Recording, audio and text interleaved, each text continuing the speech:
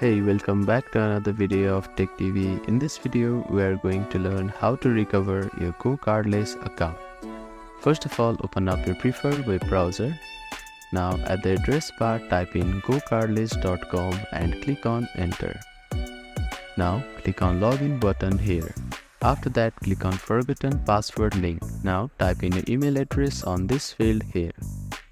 After that, click on submit button. You will get a reset password link on your email.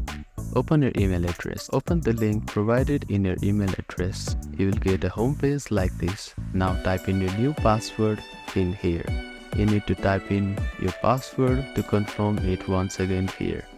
After typing in, you can click on change your password button. So that is how you can recover your GoCardless account. Thank you for watching this video. Please do not forget to like, share and subscribe to our channel and comment down if you have any queries.